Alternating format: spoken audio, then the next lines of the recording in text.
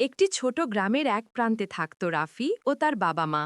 তাদের পরিবার ছিল খুব গরিব, কিন্তু তারা ছিল অত্যন্ত দয়ালু ও অতিথিপরায়ণ। একদিন আকাশে প্রচুর কালো মেঘ জমল, আর কিছুক্ষণের মধ্যেই প্রচুর বৃষ্টি শুরু হলো। সেই সময় এক লোক পড়ল বিপদে, কারণ সে গ্রামের পথ দিয়ে কোথাও যাচ্ছিল। প্রচুর বৃষ্টি শুরু হওয়ায় সে বৃষ্টি থেকে বাঁচার জন্য আশ্রয় খুঁজছিলেন।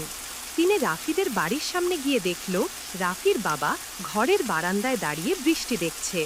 সে রাফির বাবাকে ডাক দিয়ে বলল, বাইরে অনেক বৃষ্টি, আমাকে একটু আশ্রয় দিবেন? আপনি ভিজে যাচ্ছেন তো, তাড়াতাড়ি ভেতরে আসুন। আপনাকে অনেক ধন্যবাদ। বৃষ্টি থামলেই আমি চলে যাব।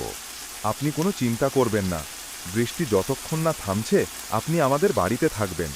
আপনি আমার সাথে ভিতরে আসুন, আমি আপনাকে গামছা দিচ্ছি, আপনি শরীর মুছে ফেলুন। এরপর তারা ভিতরে যায়। মেহমানের জন্য রাফির মা রান্না করা শুরু করে। রান্না শেষ হলে তারা মেহমানকে খাবার দেয়। মেহমানের সঠিক যত্ন নিতে তারা একটুও ভুল করে না। এরপর বৃষ্টি থেমে গেলে সেই লোক রাফির বাবাকে বলে, বৃষ্টি থেমে গেছে, আমাকে আমার গন্তব্যে যেতে হবে।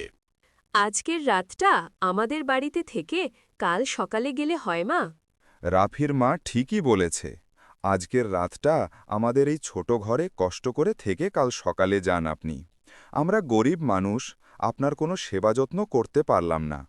এ কথা বলবেন না, আপনারা আমার দেখা সবচেয়ে ধনী পরিবার। বিপদের সময় একজন অপরিচিত মানুষকে আপনারা আশ্রয় দিয়েছেন এবং তার জন্যে অনেক খাবার রান্না করে তাকে খাবার দিয়েছেন।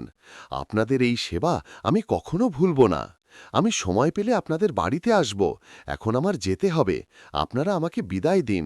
আচ্ছা, আপনি সময় নিয়ে আবার আসবেন আমাদের বাড়িতে। এরপর সেই লোক চলে গেল। পরের দিন রাফি স্কুলে গিয়ে দেখল সেই লোক তাদের স্কুলের নতুন প্রধান শিক্ষক।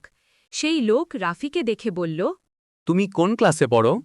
আমি ক্লাস 3তে পড়ি স্যার। তুমি এই স্কুলে যতদিন পড়বে আমি তোমার পড়ার খরচ দিব এবং আমি তোমাকে আলাদাভাবে বিনা টাকায় পড়াবো। তুমি শুধু মনোযোগ দিয়ে পড়বে আর বাড়িতে গিয়ে তোমার বাবা মাকে আমার কথা বলবে। রাফি খুশি হয়ে বাড়িতে গিয়ে তার বাবা মাকে সব কথা বলল। তার কথা শুনে তার বাবা মা অনেক খুশি হয়ে গেল। তখন রাফির বাবা বলল, অন্যকে সাহায্য করলে কোনো না কোনোভাবে সেই ভালো কাজের ফল ফিরে পাওয়া যায়। গল্পটা শেষ হয়ে গেল, কিন্তু চিন্তা নেই, আমাদের গল্প ভাণ্ডার খুব শিগগিরই নিয়ে আসছে নতুন মজার গল্প। তাই লাইক দাও, শেয়ার করো আর সাবস্ক্রাইব করে রাখো আমাদের গল্প ভাণ্ডার চ্যানেলটিকে।